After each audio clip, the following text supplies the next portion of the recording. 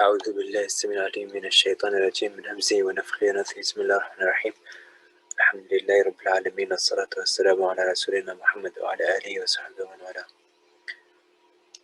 Okay, so first check-ins. How are you? And how was your weekend? How do you feel when you get exposed to new things? Do you enjoy learning about new things? And if so, why? If not, why not?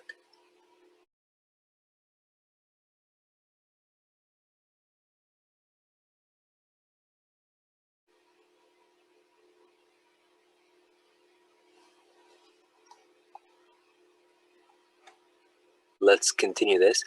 It is the same thing that we had last time, and since we're continuing from there, I'm just gonna have you guys look over really quick to review this. How does knowledge work? How do we acquire it? What are limitations we should be mindful of? How do we find out how things work, or what they're made of, or how they came to be, and so on? How do we know things? So this is going into what they call philosophy, and this is kind of going into the fundamentals of how knowledge works and things like that. But it is a very important aspect in terms of understanding how people think, how people learn, and like what kind of information, or what does reality look like, and how do people try to figure out what reality looks like, and where that can go wrong, and why it's important for us as Muslims to then try to find the capital T truth from Allah subhanahu wa ta'ala directly as much as possible, and not to rely on something else.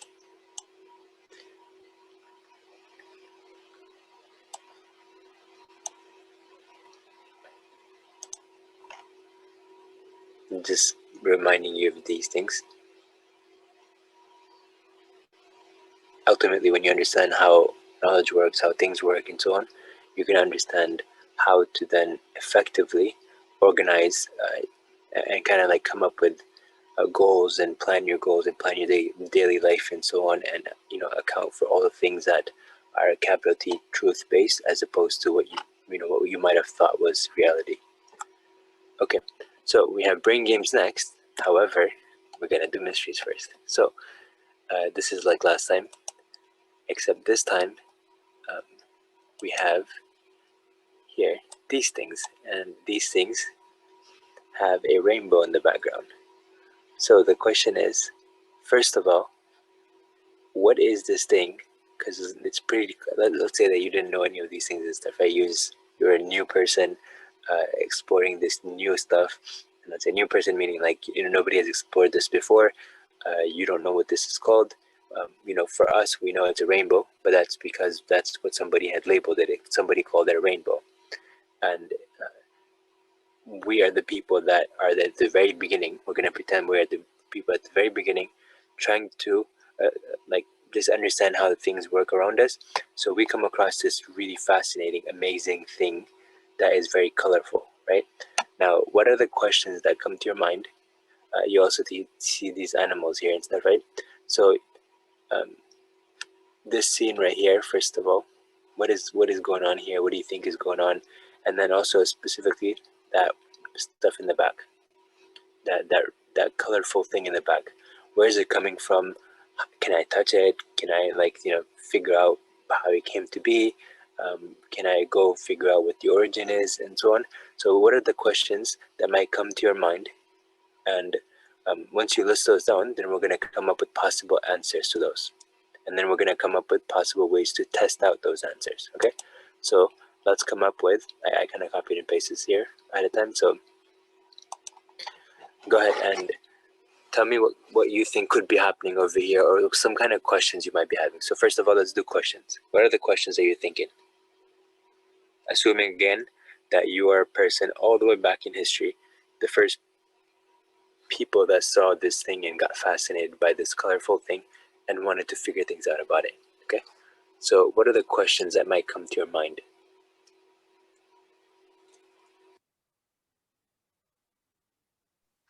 You can also... Go on. No, I was gonna say you can also you can unmute yourself, but you can also type in the chat if you want to. Either one is fine. I was just gonna say, how are those colors being formed?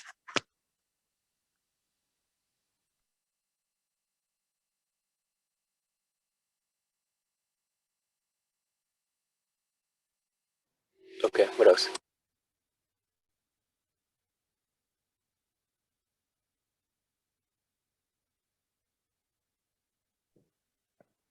Is it some kind of light source?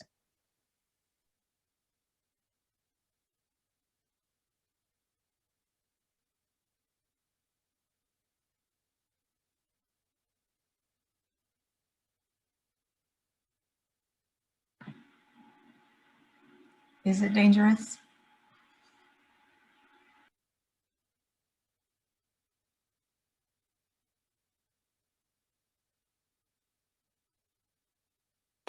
Okay, is it dangerous? Is it solid? Is it far away?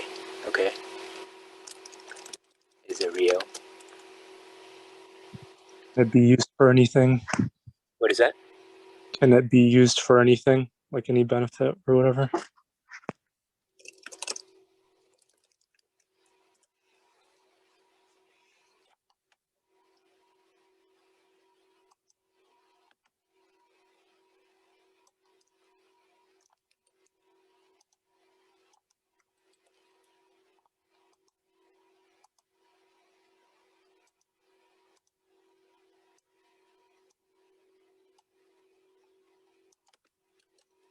Keep going.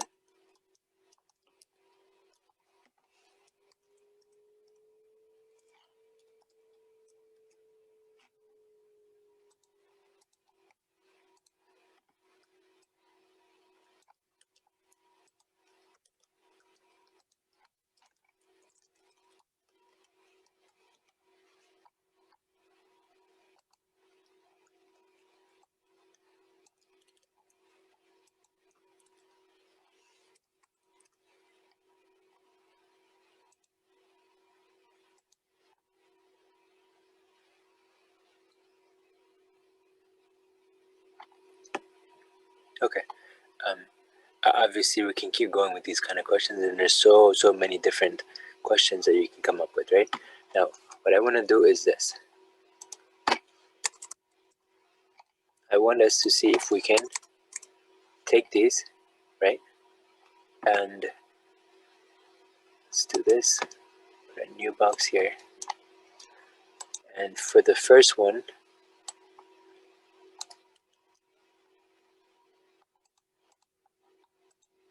let's put this down here. Okay, now for this question right here, I want you guys to try to figure out the answers to these, okay? So first thing, we had to come up with questions. We came up with a bunch of questions, okay?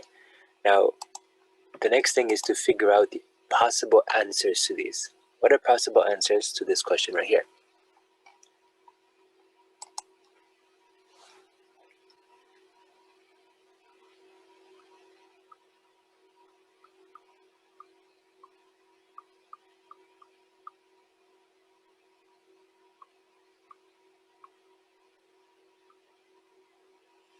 Or if you want to do another question, we can do another question if that's easier. Yeah, this one is kind of, I think it's probably complicated, but it has something to do with light and reflection and stuff like that. Okay, so you want to try something else, another question? Yeah. Which one? Is it solid? Is it solid? Okay, we'll do that. Is it solid?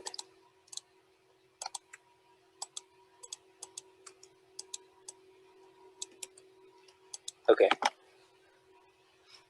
So what are the possible answers? I would say no. No. What's another answer? Yes. Yes. What's another answer? Exactly. Sometimes. Okay, sometimes. Okay. Okay, go on.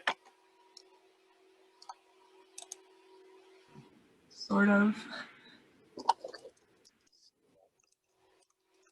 So partial, partially, or either partially or similar to a solid.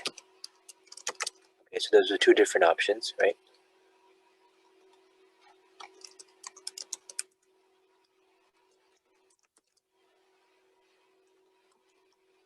Okay, what else?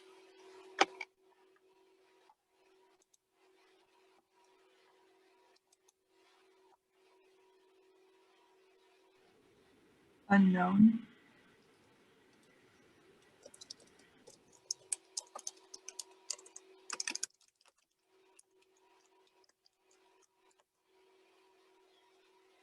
So these have to be definitive, and the reason is because then you can test them out. Otherwise, you're not going to be able to test them out. So the next step, what we're going to do is we're going to come up with, we're going to come up with a hypothesis for which we're going to come up with a process to verify the answer. Okay, so if the answer is no, right, that is the hypothesis here, then we're going to have to go ahead and phrase it in a way where we can test it. So we can say the answer is no, it's not a solid, and here's how we're going to verify that this is not a solid. Okay, so the process is next. This is just the hypothesis essentially. So is there? I guess we don't have to keep going, but yeah, there could be like hundreds of possibilities here because the people in the beginning, maybe they didn't know that there are a certain number of states of matter, and so what they did is they just said, okay, well, this seems like a solid, but hey, are there other states of matter? Can matter be something different? Can it be like sort of like solid? But what is a solid? Is it something that never bends, or is it something that bends? Like a Twizzler, for example. Um, is that a solid? What is the definition of a solid? How do we define it? Who defines it? These are the questions that they had to ask all the way back in time whenever this question was being done. So that's where categorization and stuff was happening and stuff, right?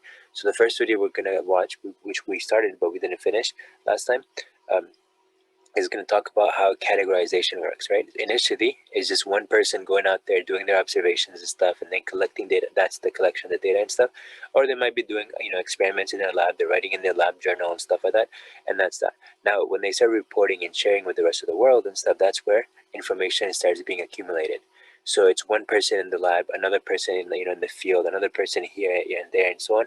These are people that their collection of writings and their experiments or whatever, or observations are being collected, and that's where information is starting to be pieced together, and other people are going to follow the same process and see if they can replicate the results, right? So that's the kind of stuff that's happening. So at this point, they said, okay, you know what, we're going to define solid as this, and we're going to define liquid as this, and so on, because those are the things that they saw are the most common phases that matter exists in, right? As time went on, they added another one. So now you have another state of matter, if you want to call it, like plasma, right? And so what does that look like and stuff, right? Are there still others that we haven't yet figured out? So these are the questions that are still unknown to us, right? And for our practical purposes, this person who's coming in here, I obviously didn't know any of these details and stuff, right? But maybe they can find out some more details. Maybe they're gonna figure out as they do more research and stuff that a solid is not always a solid, and that's what they really they figured out, that if you increase the temperature, if you increase the pressure, these are ways. If you decrease the pressure, and increase the temperature,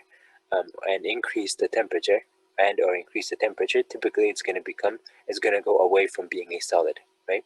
Um, and so on. So then you might have different ways of making it go from a solid to a different state. Like you can have sublimation, for example, where it evaporates from a solid into gas, right? So there's that. So there are different ways, mechanisms and stuff. So over time, hundreds or maybe thousands of people are putting all their efforts and stuff, trying to figure out the different types of things that we can learn about what we see in front of us, right? And so that's where they started realizing, through experimentation, through observation and stuff, some of the things, some of how things work, right? If I heat something up and that was a solid before, then it becomes this liquidy thing and stuff. But that's all. Well, let's call it liquid, right? But then I do expect other people do the same sort of experiments, and they realize that yes, if you increase the temperature, heat something up, then it's going to go from a solid to a liquid. Although there's different temperatures at which they reach their melting point or whatever and stuff, right? And so these are some things to keep in mind over here. This is something that's been that's been happening over the course of history, and people are sort of documenting internally, then they're sharing with other people, and then initially it might be sort of like questioned and stuff. Skeptics might say, well, that's not true, that's not going to work. Last time we talked about atoms and stuff, and back ancient Greece, they had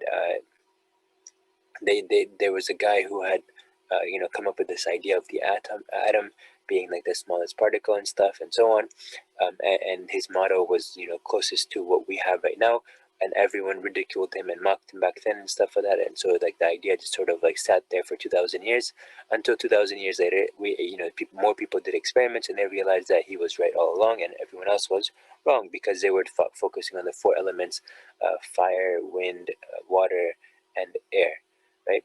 And so anyways, now that you have this idea of like, okay, these are possible answers, right?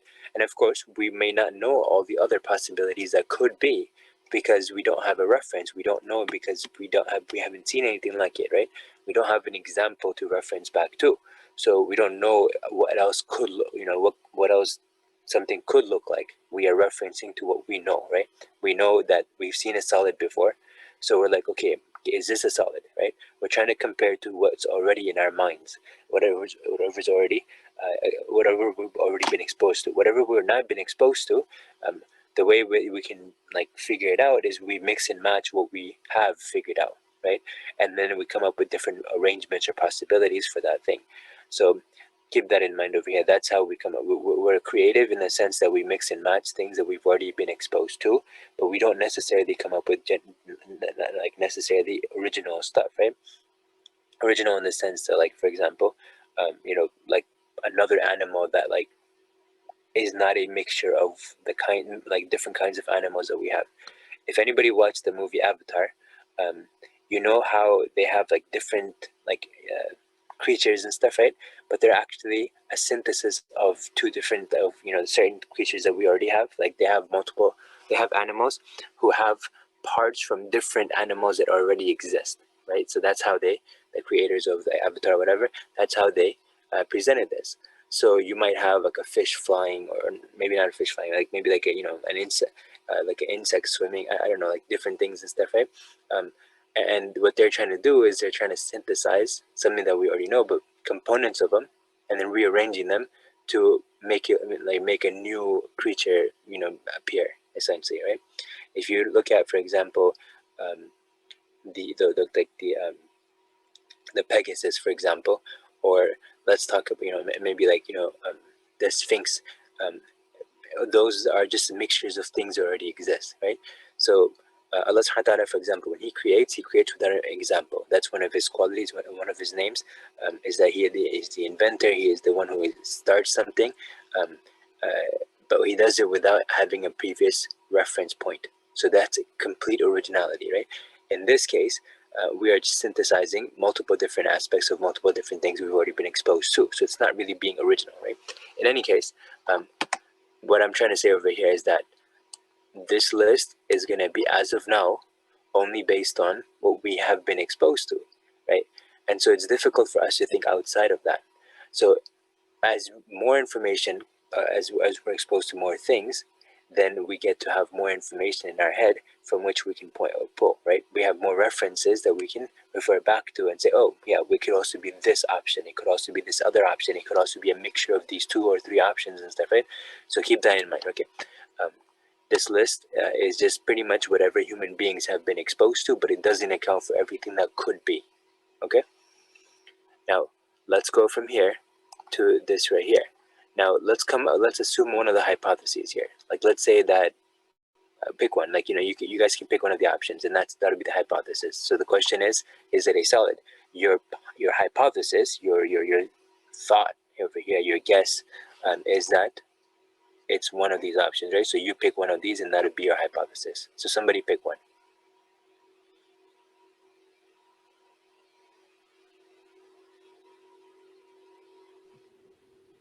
Yes, solid.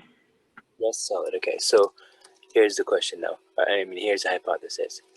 It is a solid. All right. Now, how do we measure a solid? How do we test it out? That's the question here. So you have a hypothesis, right? And if we're assuming that it is a solid, right, we have to phrase it in a way that it can be tested. So if we say it is a solid, right, we have to be able to test that statement. If that statement was not testable, it wouldn't be something that we can use for experimental verification, right? It's not falsifiable. It's not able to be like, shown either way correct or incorrect, right? So that in that case, we're not going to be able to go anywhere with that. So it has to be a falsifiable statement, as in I can prove it or disprove it. So in this case, it is a solid. Now I would have to have certain information, certain understanding of what a solid is. So I need to have a definition and understood for that to continue onward. So if I don't have a definition in mind, then obviously I'm not going to be able to come up with what to test. How do I know if it's a solid or not, right? So there has to be some definition of what a solid is, right? So for example, I might say a solid is something I can touch and it won't bend or let's say become deformed, right? Let's say that was the definition, and this is not the definition, because then many solids are not going to become solids. They're going to be not solids, right? Because for example, a Twizzler, it's a solid, but it's just it's also bendable and stuff, and it can be deformed and things like that, right? But let's assume that this is what it was. Now in this case, how would I test out this theory, this hypothesis, right? In this case, I would say the process here would be process of verification or testing the hypothesis, right? What would that look like?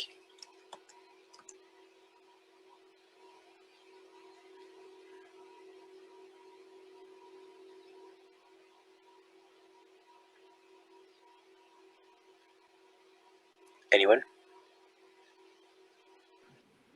You'd have to reach it. Okay. To be able to try to touch it. Okay, you have to be able to touch it. Okay, so get near it. Extend out your hand and touch it. So this is a simple way to test out if this is true or not, right? Now naturally, we actually simplified the entire thing a lot, right? Obviously, if we said it's a solid and we had a very specific definition of a solid, then in that case, we were able to go with this. In reality, solids are not defined like this, right? Solids, liquids, and gases are defined differently, and they have broader scopes within which you can have more things that would be considered as solids or liquids or gases, right? So that's an important thing. Now, keep in mind that we tried to be very simplified here, but in reality, maybe getting near it is not going to be something that we're going to be able to do. The more you try to go towards it, the farther it seems to be running away from you, right? In that case, you're going to have to come up with a strategy to address that issue, right? So maybe first you're going to have to address the issue of, is it far away, right? Or is it near? Maybe you can target that issue first, and then you can actually get to the point of touching it, right? So there are going to be, in reality, when you're actually doing these experiments and stuff, it's not going to be where you can isolate something and then try to do it. In reality, multiple of these factors, or these aspects, would have to be considered and addressed, right? So this is how this process of just looking at a rainbow works. Just a rainbow itself has such complicated process of even trying to figure out what it is, how it works, and stuff like that, right? And so you can imagine how much time and effort and how many people were involved in the process just to figure out what a rainbow looks like, or what it works, what does it do, how does it work, and things like that, right?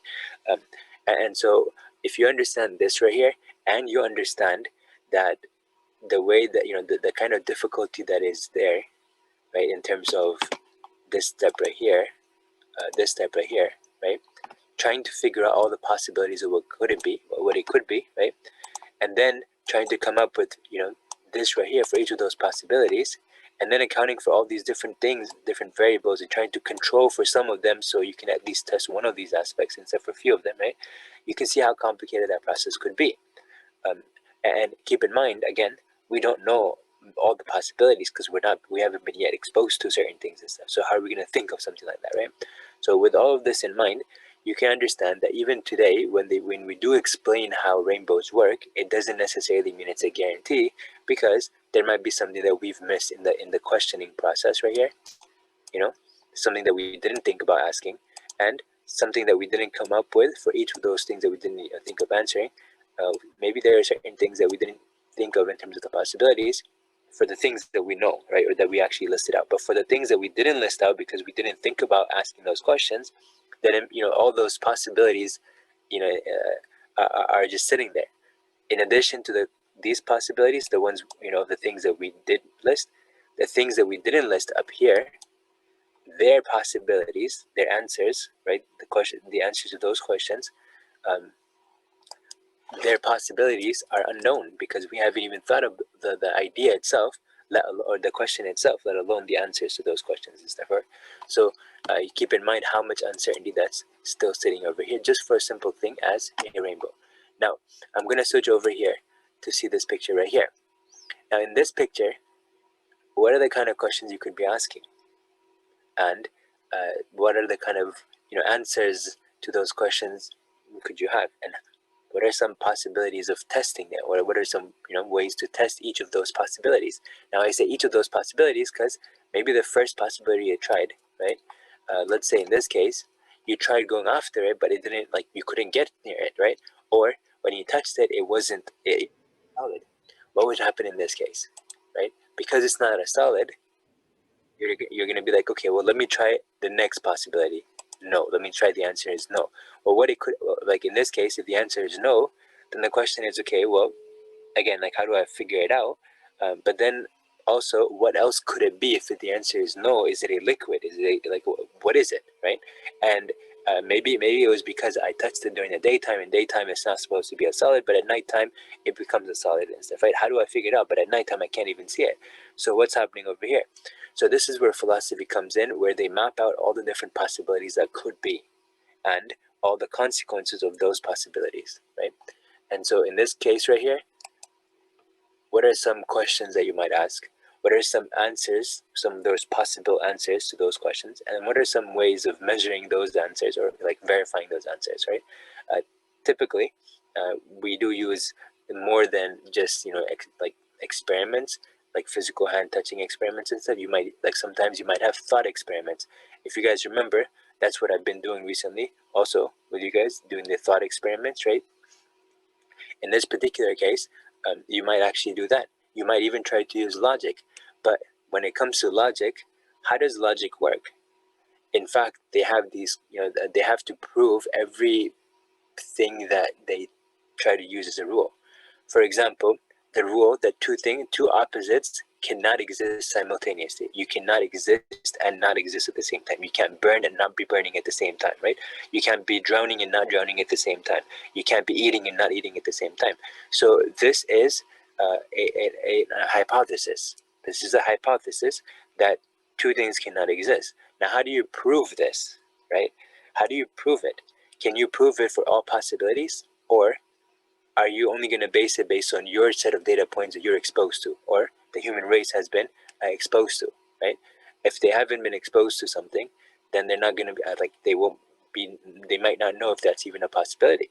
So in this case, just understanding how the process works, even for logic needs to be proven.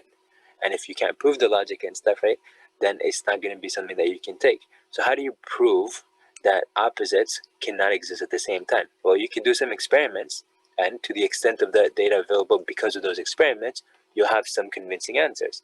But what about the things that you didn't test out yet, right? What about all the things that you didn't experiment on yet? What about those things? Maybe some of those things are going to actually show you something different, right? So this is how logic works. And then you also have this idea of empiricism, you actually touch and feel and experience things and stuff, right? And so there's that. But again, there's limitations because there's only so far we can go, and there's infinite possibilities for so many different things, but we can go based on what we can test. So the set of information or the set of data that we have, out of all the possibilities that could have been, we've only tested a few possibilities, and only to a certain extent.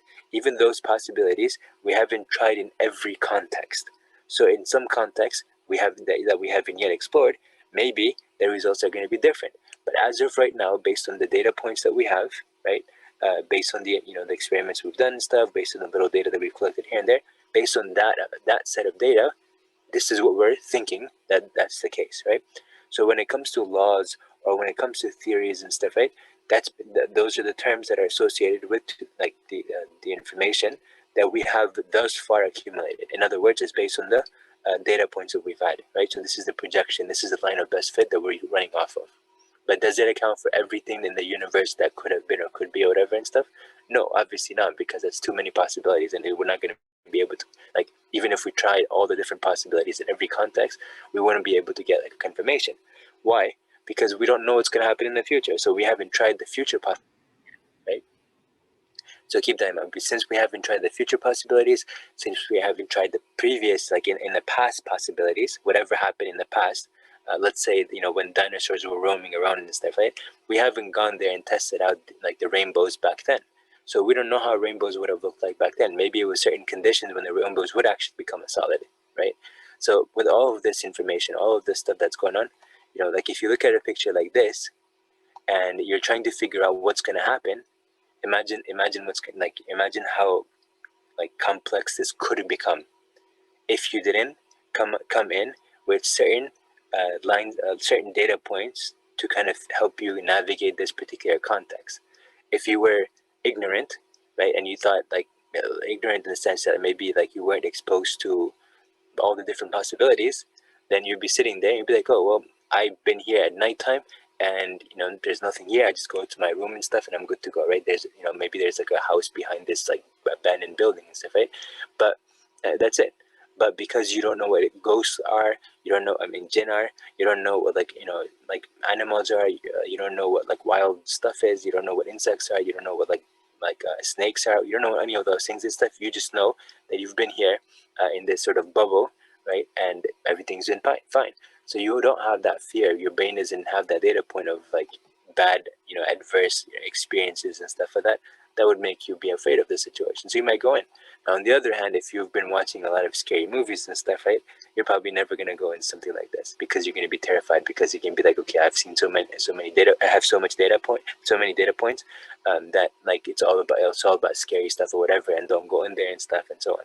You know how in some movies and stuff, you have like these these protagonists and stuff, these like main characters and stuff, and they'll like when they hear a noise and stuff, they'll go after it, try to figure out what's happening and stuff instead of like hiding somewhere and like that's it, right? They'll go there and it's like, and you're like, don't go there, there's gonna be something like strange or whatever, there's gonna be like something scary there and stuff, and then something's scary, and then you're gonna get kidnapped, you're gonna be like like a ghost might appear or something like that. And so that's because you've seen so many movies and stuff, and that's why you're thinking that's probably what's going to happen, right? In reality, is that going to happen? Not necessarily. It's just your data points that are giving you a certain bias, right? And that allows you to, interact or not interact and so on. So I hope that's making sense of it. Okay?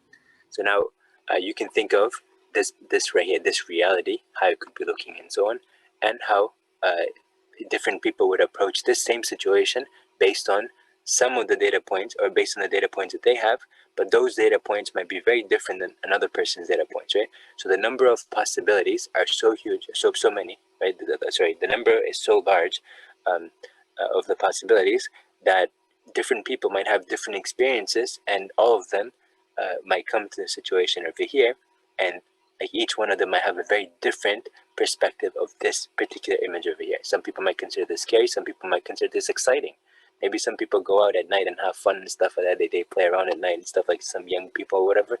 And so for them, this would be like an exciting, like an amazing opportunity because nobody's watching them, and like, like from their perspective. And they're just like kind of, having fun and stuff, right? Whereas like another person who might be an older person might be like, no, don't go in there because something could happen and stuff. Bad things happen in, situations like this and stuff and so on. So I hope that makes sense over here, that just this picture right here could have so many different possibilities, and different people looking at this picture with their backgrounds, with one of the possibilities out of the so many possibilities, are each going to have probably a different understanding of this picture here. So looking at the same situation, many people are probably going to have different opinions about that same situation. You're looking at the same exact thing, right? But because of different possibilities that they've been exposed to, right, and they're predicting, they're going to have different opinions of that. So it's the same experience, right? Same exact thing that they're all experiencing, but each one might have a different end experience in themselves, right? And different opinion associated with this picture, and so on and so on. So this is how our biases impact what we actually perceive or see, or how we feel about a situation. So, if you looked at this picture and you got terrified, right, because of your biases, then you're going to have like an adverse reaction to, looking at something like this in the future. And you might have a bad memory of this particular, workshop over here, because you'd be like, I was so scared in that one, right? Or if you really like, this was like something like that got you excited because it reminded you of like fun times that you had with your friends and stuff like that, then you're gonna have a good experience with that thing. But I am not doing anything different here. I'm just presenting you a picture. But because of your own, like history that you come with, you're gonna have like a certain end experience because of this. Does that make sense? And so a person who's like presenting may want to consider what the majority of people might consider as like overall positive. They want to have a positive end message, right? And in that case, what people have been used to in society, for example, as positive symbols and stuff, they might use those things, right? In this case, there's darkness, right? And so in this case, darkness, people are exposed to darkness, and they remember darkness as bad, and so on and so on. And so in this case, they might consider this as bad or scary.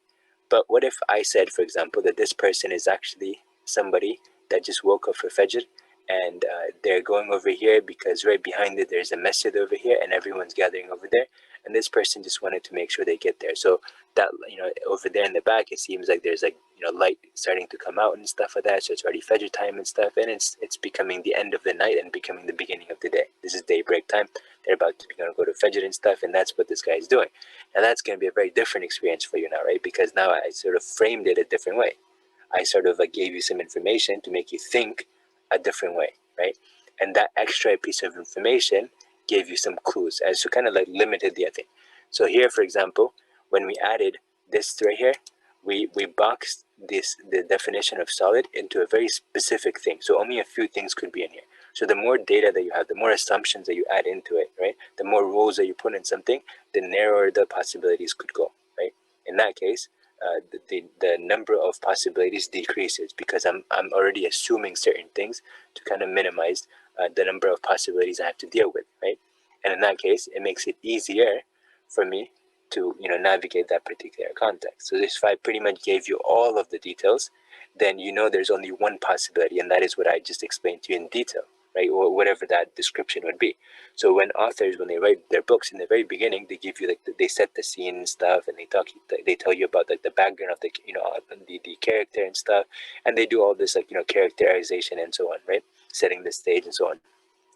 And so then it gives you a very clear understanding of who this person is that is going to be your companion throughout the rest of the story, right?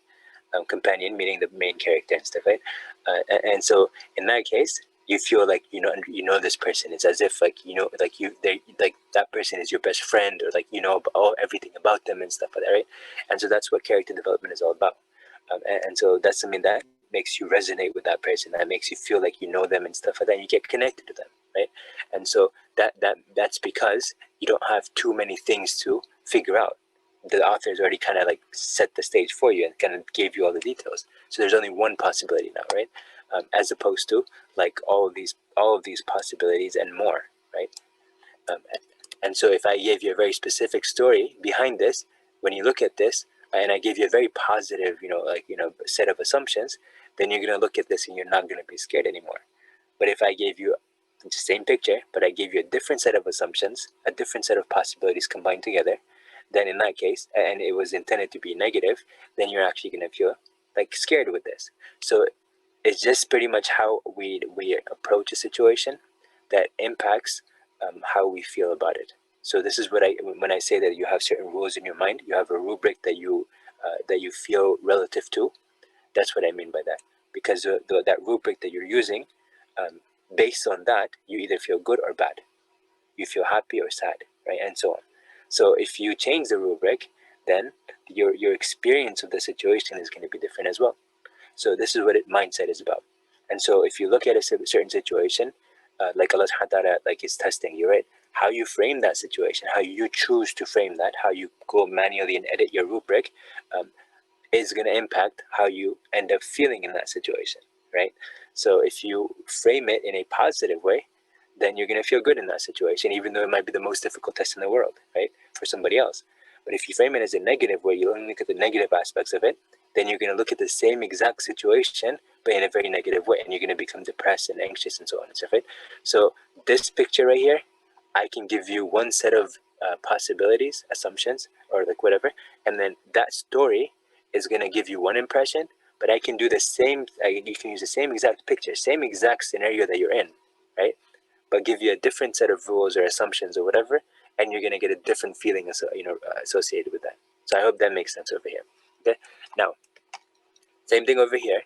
Now maybe this right here, behind this was this a few hours later. Now that doesn't look so bad and stuff, right? Or maybe if I showed you a different picture, maybe it's a picture from like, last class, where it was like, the man on the bridge and stuff, right?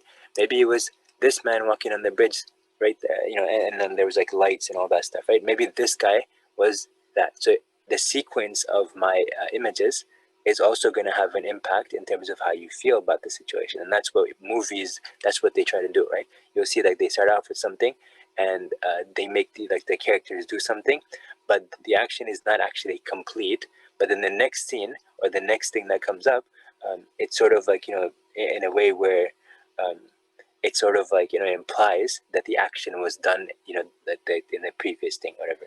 So for example, if I show a person, like somebody is pitching a baseball, and the batsman, the person who's going to hit the ball, that person is waiting, and then the pitcher pitches it, and then everyone sort of like, we get like they hold their breath or whatever and stuff, and that's it. And then the next scene I show you is everyone having a party and stuff like that, right? And this person is being lifted by all his teammates and stuff and all that, right? Now you're gonna make a connection in your mind. It's like, oh, okay, well, okay, he was about to hit the ball, he was a whatever, and then the next thing is they're happy.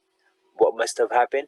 Oh, it could have been that he hit something or whatever, and then they won the game or whatever, right?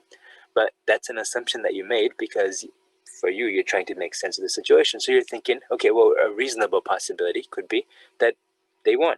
But what if I said that that was not what happened and stuff, right? I sort of skipped a few things and stuff, and they actually lost the game and stuff like that. But then there was another game that they played after that, and then they won that second game, and that's what this is about, right? Then you're going to be like, oh, well, because you assume that, okay, well, that must be the logical, transition. But what if I told you that there was actually a huge chunk in the middle that I didn't tell you, and what you actually saw at the end was actually many games later, for example, right? Finally, one day, years later, they actually won instead of, after having a losing streak, right? So there's all these possibilities that our brain sort of doesn't actually put in, because for our purposes, for our practical purposes and stuff, to navigate whatever context we're in, our brain just needs to sort of fill in the gap with whatever seems to be the most functional, most immediate, the solution that it can come up with. Okay. So with that, can somebody tell me what this is? Now these are pictures of that are very, very zoomed in. So you got to figure out what this is.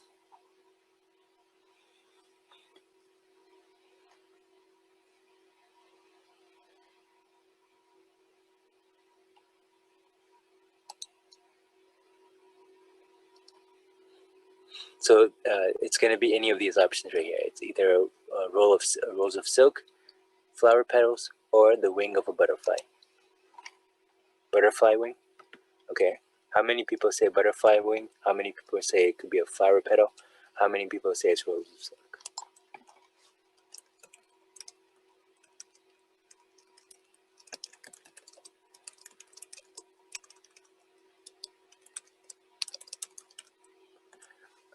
Okay, so butterfly wing. Okay, let's click on butterfly wing. Looks like it was a butterfly wing, but it was zoomed in a lot. What about this one?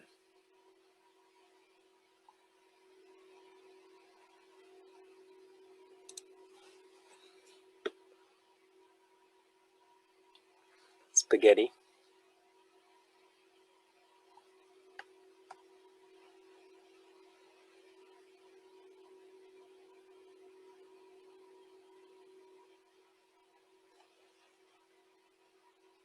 Does everyone think it's spaghetti?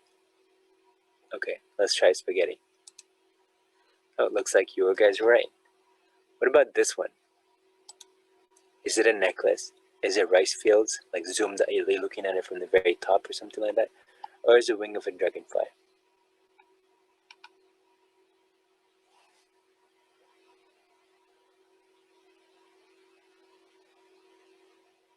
Does everyone think it's dragonfly? Okay, let's try the wing. It's a necklace. Okay, but so we had two that were dragonfly. So that was the wing of a dragonfly. Okay. Now, what about this? Is this a mic? Is it an eye of a dragonfly? Or is it honeycomb?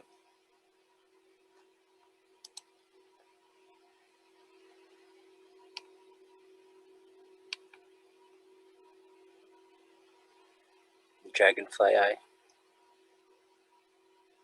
Eye. Okay. Yeah, right there. Okay, what about this one right here?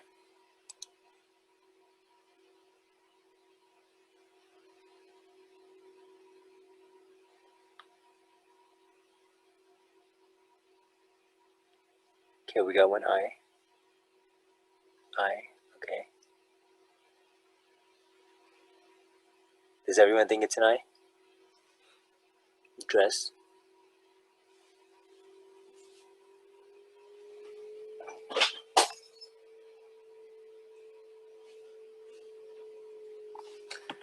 Which one should I click? Because we got. I need one more vote because we have an eye. We have a dress. I need it. Eye. Okay. Well, it's actually a galaxy. It looks like an eye. It's called the Eye of Sauron. I think that's from Lord of the Rings. Okay. What about this?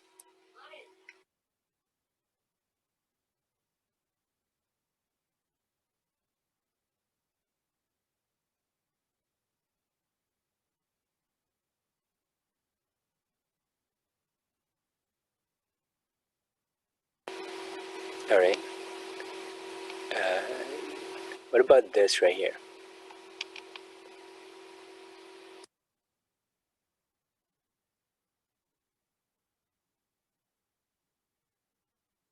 Okay, so we got two rubies. Okay, it's actually not a ruby. It's a grapefruit. What about this one right here? This one is tricky.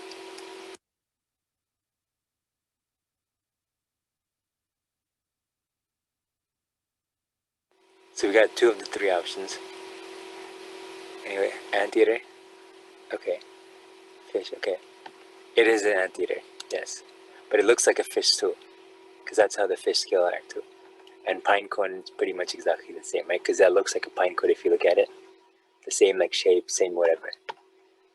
Okay, so we didn't do all of them, but that's okay because I intended not to do it. But if you look at this question, this right here, let's say we pick out something like this. So these are office supplies, but what is this? A ballpoint pen, huh? Let's see. Yeah, it is a pen. Okay, let's try this one. It's a hygiene tool.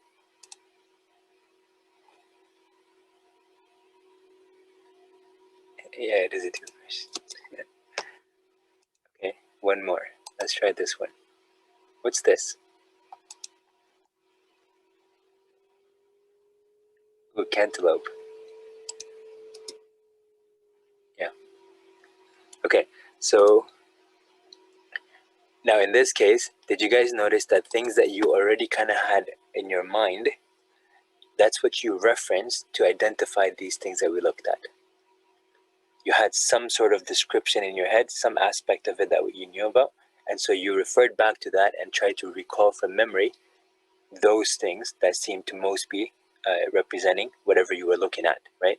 So if I look at this picture right here, what is this?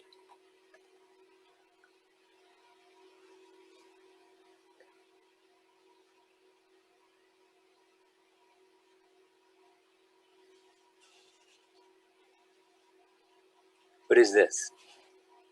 Now this is more difficult, huh? Because, I mean, this hint right here is something that you should never use. Now that, like, maybe the first thing that you looked at, you were like, wait a minute, this looks like bad mushroom. Yeah, maybe the first thing you looked at is like, wait, this looks like really tasty ice cream and stuff, right? But then this clue right here kind of decreased that possibility. You're like, okay, wait, no, it can't be that possibility. It has to be another possibility, right? Now everything that you thought of with this picture that resemble things that you could use, right? Then you said, wait, I can't think of those possibilities. So you narrowed down your focus, right? And so you removed all those possibilities. Now, cigarette, bad mushroom, mild fungus. Which one is it? Does anybody have ideas?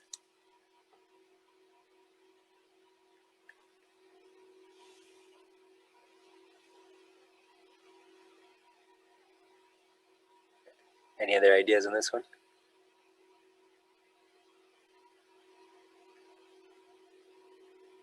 It looks like it's on fire. Okay, yeah, true. It could also be strawberry flavor, right? Like it could be like strawberries right there and stuff and so on. Maybe like there's like whipped cream over here. There's like, like fruits over here and stuff. Things like that. But because of that, we're not including those possibilities. So let's see what it is.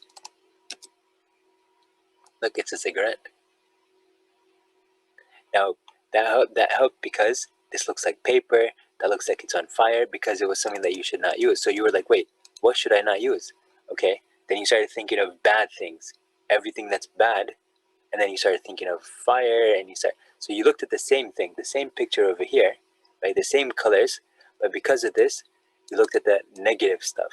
You looked at all the things that have these colors but are bad, right? And then that's where you thought, oh, it's fire, or maybe it's a cigarette because it looks like paper and stuff and so on and so on. It looks like it's burned. Yeah. Okay. So I'm gonna stop over here with this, and we'll go ahead and watch the videos after we pause and pray, inshallah. And these are just 2 videos, inshallah, and then we'll be done. And I think this one is like 9 minutes or 10 minutes, and this one I think we had like 10 minutes.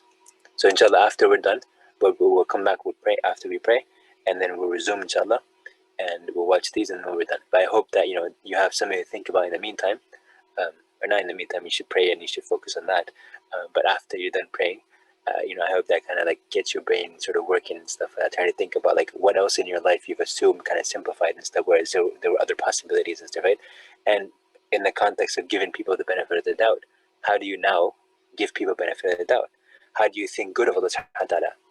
Husnul billah, like the good opinion of Allah subhanahu wa ta'ala, as opposed to thinking bad of Allah subhanahu wa ta'ala when something is not going your way and stuff, right? How do you still find ways to look at the possibilities that you were ignoring because of some biases and stuff, right?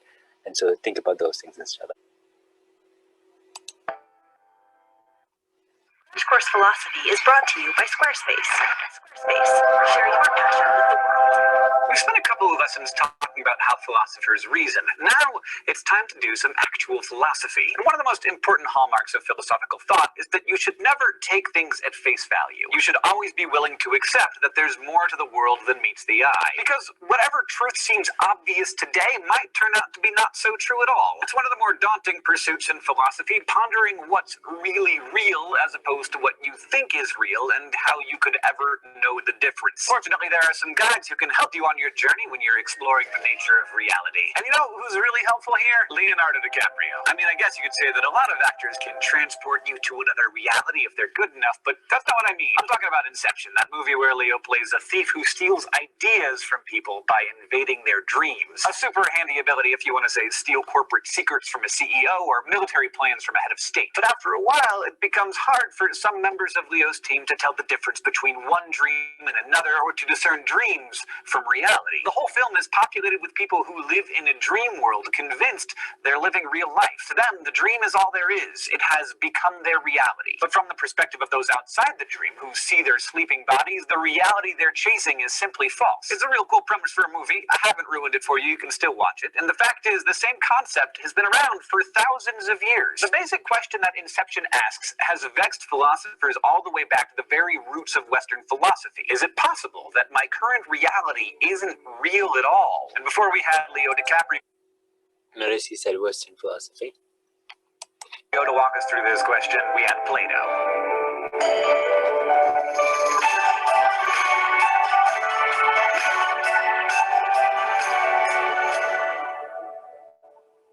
Around 2,400 years ago, Plato wrote his famous book, The Republic, in which he describes probably better than anyone before or since the nature of reality. He does it by telling a story about prisoners who have been chained since birth in a dark cave facing a blank wall. All kinds of people and objects pass behind the prisoners, and a fire casts the shadows of those things onto the wall in front of the prisoners. These shadow images are all the prisoners ever see, so they come to understand the shadows as reality. Now just hold up a minute and imagine what your view of the world would be like if all you've ever seen are shadows. You wouldn't know that there was anything more. 3D wouldn't even be a concept for you. The prisoners spend their whole lives understanding only this shadow reality until one day one of them escapes from his chains and crawls into the daylight. After spending a lifetime in firelit darkness, the man is blinded by the sun at first, but in time he comes to see the things outside of the cave are far more real than the shadow images that he once took for reality. They have more substance. They occupy an extra dimension. Think about how that would feel to suddenly realize that everything you believed just minutes ago turned out to be merely faint outlines of reality. This is what happens. So let that sink in for a second. Your set of data points that gives you your perception of what things look like or should be like and so on. And then you get another piece of data and you're like, oh, well, there's new information that now I can use for new perceptions. To a lot of the characters who inhabit the world of Inception. Once they realize there can be multiple layers of reality, they never look at the world around them the same way again, and for many of them, the experience becomes intoxicating. This is also what happens to Plato's escaped prisoner. He goes back into the cave to tell his friends the exciting news about what he's found, but the conversation doesn't go the way he thinks it will. He expects them to be amazed by his discovery. He figures they'll be as eager to join him as he is anxious to get back, but they all think he's crazy. As far as they're So a person who comes in brings you the truth when you're trying to live a different reality that you think is a reality, or you want to believe it's a reality, but it's not. So you consider that person crazy. So if you look at the stories of the Prophets, when they came in with this reality, this truth, capital T truth, and they're the minority and people have not been talking about this as much like this or whatever, and then they start calling these people crazy, like Nuh alayhi salam building the big ark or whatever, and everyone is mocking him and so on. But at the end of the day, you see what happens. So sometimes people are going to question the things that they're not yet exposed to, or they have chosen not to accept. they're concerned, he's babbling about some higher reality that they've never seen or heard of or have any evidence for. To make matters worse, going back into the firelit cave after being in the sunlight temporarily blinds the man again. So from his friend's perspective, his journey into the outside world has actually damaged him, because now he can't even see the shadow images that were once his whole world. Now, you don't have to be Plato or Christopher Nolan to dream this stuff up. In fact, you might have experienced a diluted version of this kind of reality shock for yourself. For example, do you remember your first teddy bear? That bear was, philosophically speaking, your only contact with and your only way of understanding the concept of a bear. Then one day you went to a zoo or a wildlife refuge or a national park and you saw a bear. And suddenly you realized that your previous understanding of bear was way off. Bears don't have little button eyes and smiles made of thread. They're not soft. You couldn't hug one. The bear you spent your first years of life snuggling with was just a shadowy imitation of the reality of bareness. Now check out this somewhat more mature example. Maybe you were the first member of your tweeny group of friends to discover the wonders of romantic attraction. You might have felt like your eyes were open to a whole new world that your pals were still blind to. And when you tried to explain to them what had happened to you and how you felt, they probably thought you were crazy, and the feeling was probably mutual. And this is what our poor protagonist goes through as he re-enters the cave. So why does Plato tell us this story? It's not just... Now notice he mentions that when he comes in and he's talking about this higher, like this other reality and stuff, right? So imagine if a person is not exposed or not thinking about Allah subhanahu wa ta'ala, and they spend their lives not thinking about him because they're so distracted with the other things that they're focused on, that even the signs that they pass by, at the end of Surah Yusuf, Allah Azza wa Jalla mentions about how like people walk by like they just walk by. There's so many ayat and stuff like that, so many signs of Allah subhanahu wa ta'ala that they would just walk by and they're sort of ignorant of those, or they're just sort of like turned away from them and stuff, right? And this is important because the idea that like we're so fixated on things that are like distractions, that we forget or we don't really like pay attention to things around us, and so our data points don't actually account for the things that are around us, even though they're just sitting in plain sight, so to speak, right? And so it's easy for a person then to say, oh, Allah Ta'ala doesn't exist just because, hey, I don't have the data points and stuff, or just because you don't have data points and stuff to indicate whether he exists or not doesn't actually dictate what reality looks like, right? And that's what the cave example is. Just about the little aha moments when we discovered that bears and boys were not what we once thought they were. It's more than that. Plato wants us to see that we, right now, are prisoners in a cave. Everything in our world is actually a mere shadow of a higher reality. Just as the man in the story once mistook shadows for real things, we are currently prisoners in a cave of our own. But rather than mistaking shadows for the material objects of the ordinary world, our mistake is thinking that the material objects of the ordinary world are the most real things.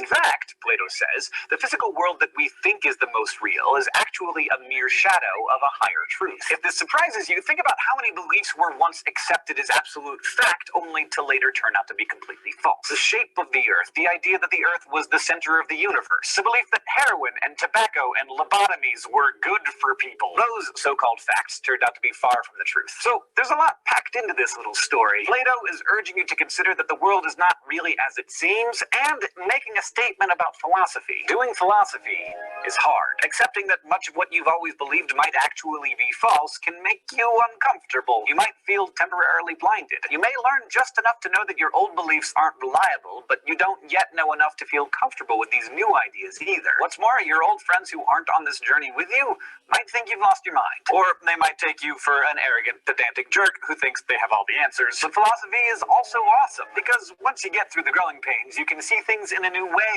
and you can see through things that used to fool you. And that brings us to another puzzle. Consider this argument. No cat has two tails.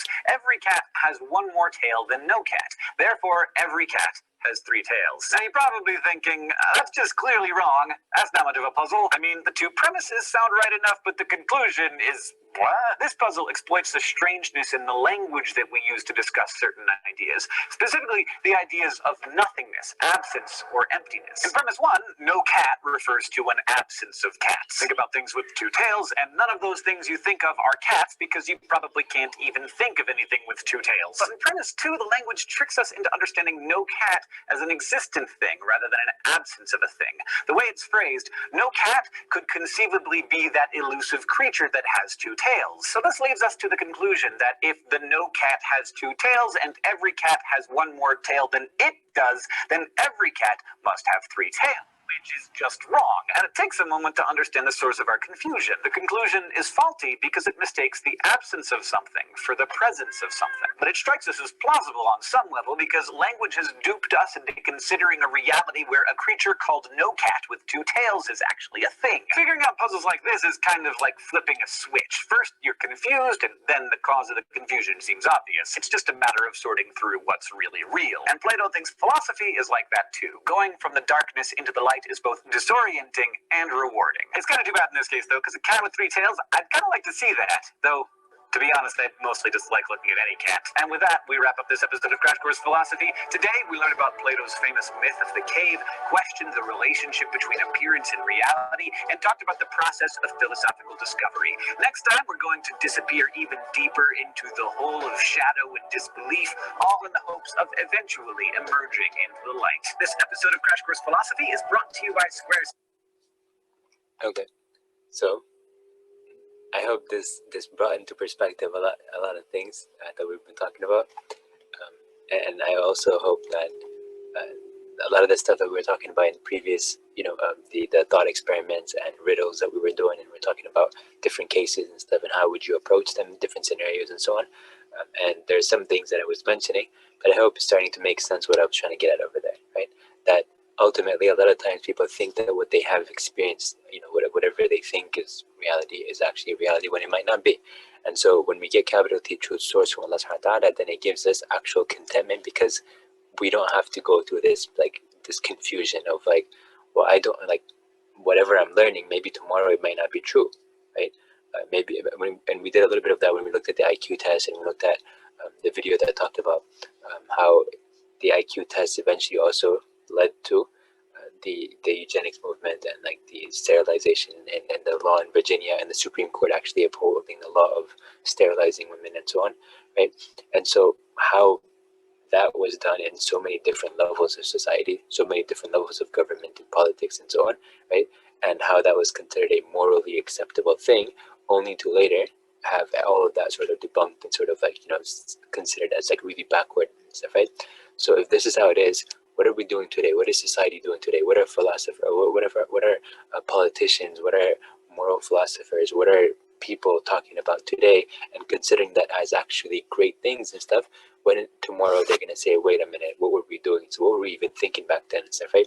So if you think about it like that, it's sort of like, wait a minute, like, does that mean that policies today might actually be considered barbaric today, even though today they're considered as like the most advanced, most like the greatest policies ever to exist, right? Even like, and this could be like from both sides. It could be like Republicans and Democrats if we're looking in America, for example, or even like everyone might be considering these things as like great things and stuff, but tomorrow they might be like, what in the world were we thinking and stuff, right?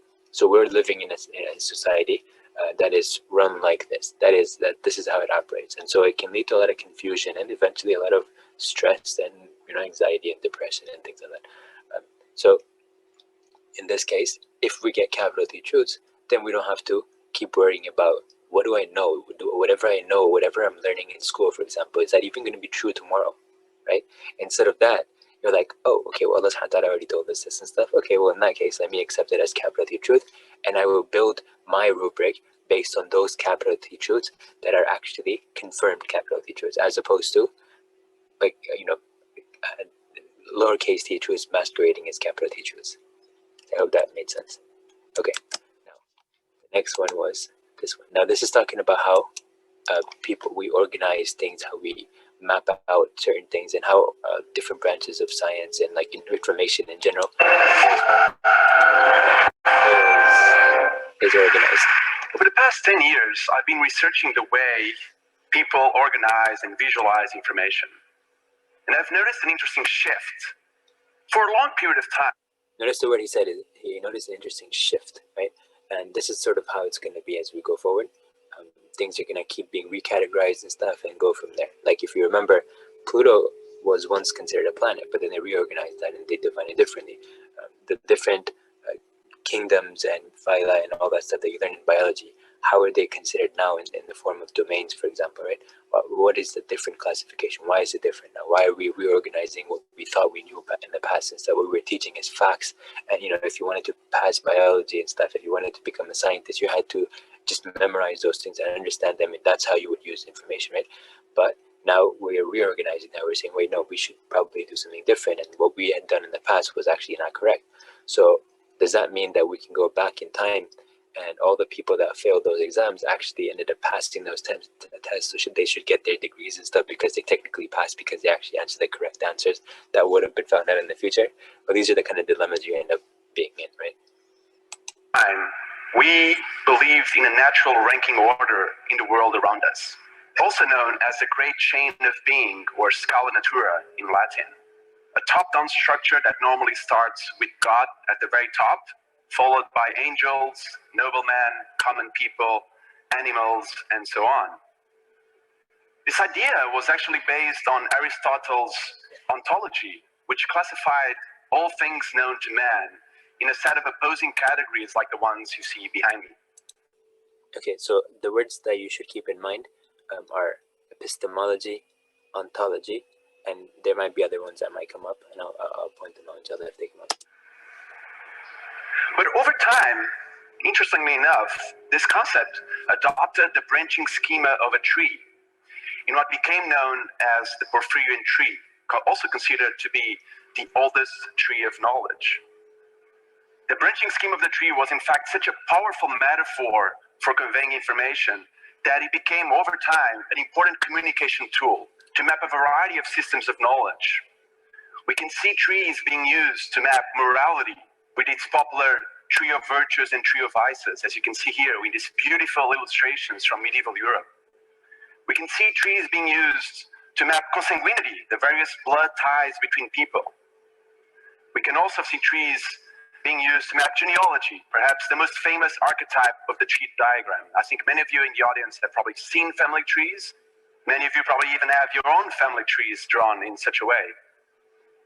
We can see trees even mapping systems of law, the various decrees and rulings of kings and rulers. And finally, of course, also a very popular scientific metaphor, we can see trees being used to map all species known to man. And trees ultimately became such a powerful visual metaphor because in many ways it really embodied this human desire for order, for balance, for unity, for symmetry. However, nowadays we're really facing... Okay.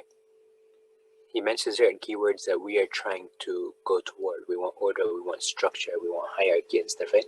And so in this way, we want some sort of control, some sort of organization, something that we can use to kind of make sense of things, to find, like, to use as some fixed thing that we can base our plans relative to, right? And so in this context, sometimes we overdo it and then we try to fix something that might not actually be fixed. We might try to pretend that something is a fact which might not be actually a fact. New, complex, intricate challenges that cannot be understood by simply employing a simple tree diagram.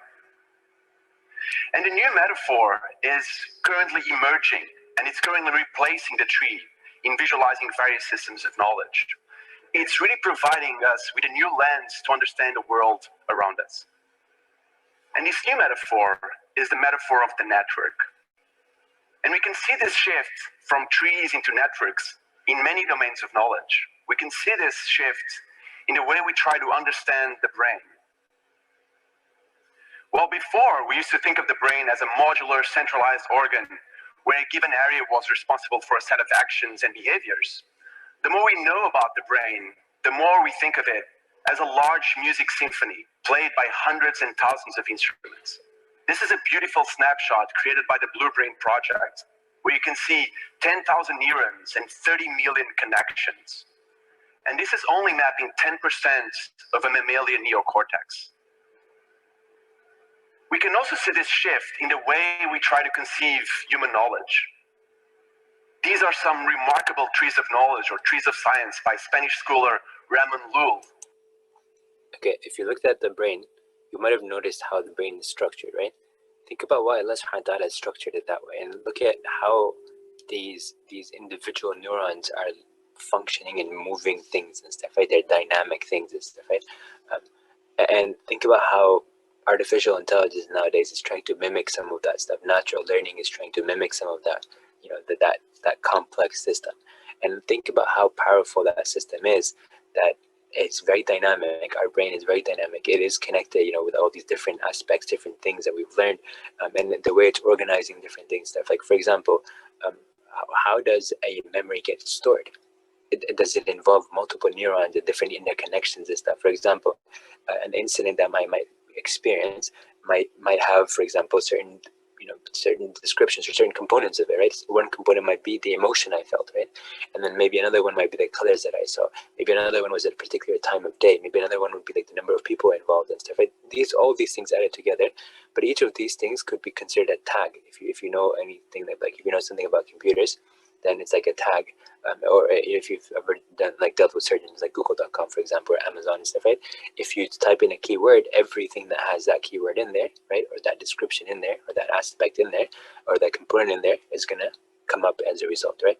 And so these could be considered as tags, for example. These are keywords and stuff like that that might be, attached to certain things. So, for example, if you're selling on Amazon and you want your buyers to buy something, then in that case, you're gonna try to get them to come on your page, or to get your page in the search results. You're gonna make sure that you try to use the keywords that you think that the person is gonna actually type, because then in that case, whenever that person types it, then Amazon is gonna search its database for anything, all the pages, all the individual product pages that have that particular word in them, right? And so it's gonna then show those results and stuff, and so on. So with this in mind, just keep in mind how the brain, let's try that organize a certain way. So how are memories stored, and how can you rearrange those, and how can you edit them and stuff, and how can new experiences impact your memories and stuff, and your interconnection and stuff. Because if your memories are pretty much a particular arrangement of your neurons and the connection between them and so on, then in that case, how do you change that? And how does new information impact those connections? Does it cut them? Does it reorganize them or whatever? And how can you do that by yourself? And so there's some things to keep in mind over here. And Lowell was actually the precursor, the very first one who created a metaphor of science as a tree, a metaphor we use every single day when we say biology is a branch of science, when we say genetics is a branch of science. But perhaps the most beautiful of all trees of knowledge, at least for me, was created for the French Encyclopedia by Diderot and d'Alembert in 1751. This was really the bastion of the French Enlightenment. And this gorgeous illustration was featured as a table of contents for the encyclopedia. And it actually illustrates, it maps out all domains of knowledge as separate branches of a tree. But knowledge is much more intricate than this. These are two maps of Wikipedia showing the interlinkage of articles related to history on the left and mathematics on the right. And I think by looking at these maps and the other ones that have been created on Wikipedia, arguably one of the largest rhizomatic structures ever created by man, we can really understand how human knowledge is much more intricate and interdependent, just like a network. Notice he said interdependent, just like a network. So think about that. Think about how a lot of times people do actually specialize in one aspect of this. So they might be focused on, for example, this particular thing, and they don't really look at the interconnection between all the other things and how this piece is connected to this other piece, and this piece is connected to that thing, and that piece is connected to this, and how that one then eventually comes out and connects to this, and so on. How is that, if this is how knowledge is working, and we're really fixated on learning about one very, very specific thing, right? Let's say that you get a PhD in something particular, right? So then you get a PhD, you went from general, like the general elective or general courses that you have to take in the first 2 years of college or in high school and so on and stuff, right? You have to take some general, education and stuff, right? So you get some exposure to the entire thing. But then you start kind of like going to your master's, and you go into your PhD and postdoctorate, and then you start kind of zooming in into like this particular tiny little thing over there, and you keep zooming in and zooming in and zooming in. Now you become an expert in this thing, but you miss out the bigger picture then, because you don't know how everything else is changing while you're stuck in focusing on this right here. So in this case, understanding how this works helps us understand how human beings can become really what's the word, like very very microscopic in terms of their scope, right? In terms of what they're able to understand or look at and stuff. So if you're working with a person who's an expert in this but has no idea or like minimal idea of like how these things are first of all arranged, and second of all how they're constantly changing, the interconnections are changing, right? Then in that case you can see that person over here, what kind of reality that person might be living in, and how that can lead to certain assumptions and biases and stuff, and that could lead to certain harms and difficulties and stuff like that. But on the other hand, if you have a person who knows general like how this works, and they're keeping up with like how things are being dynamic and stuff, right? Then in that case, it can be really a lot more stressful. Now, what happens a lot of times nowadays in like the newer generations and stuff, you're gonna see people are exposed to a lot of information, but they don't necessarily see how things are interconnected. Like they saw this dot here, they learned about that dot.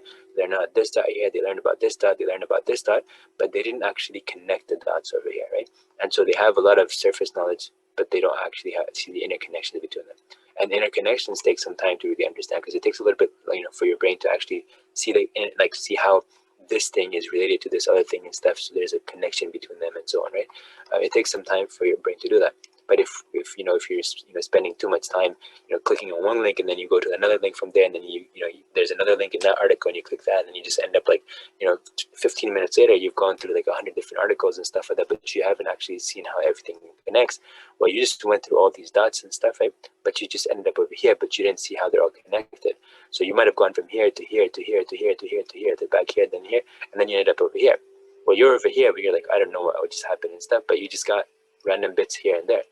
Well, this is similar to a person learning about Islam in different lectures or khatras and stuff, or khutbahs or whatever, and then they're not synthesized, they're not connected together, it's all disconnected and stuff, right? And so a person can get really overwhelmed. So our way of presenting Islam nowadays, unfortunately, and this is what people are doing a lot, is sort of randomized, right? It's just sort of like, here's the topic that I'll present today, and then next khutbah or next khatara would be a completely different topic and stuff, right? There's no sequencing, there's no sequential order and stuff in terms of how we present things, right? So it's hard for people to build these things by themselves. If you just give them a bunch of information of different topics and different things and stuff, how are they going to connect themselves, all by themselves, all of those different points and stuff, right? So keep this in mind, and this is something that if you go to, I know that like the masajid, for example, have done it or are doing this where people are requesting the topics have to be a certain way and stuff, and certain topics have to be presented and so on. But if the people are actually like teachers, then it doesn't make sense to be randomized stuff, right? Because it actually confuses people and actually makes people more not be able to get what they need, because maybe they're having an issue over here, like something related to over here, but they're actually asking for you to talk about this because they think that this is the issue that they're having over here, and this is the solution to that, right?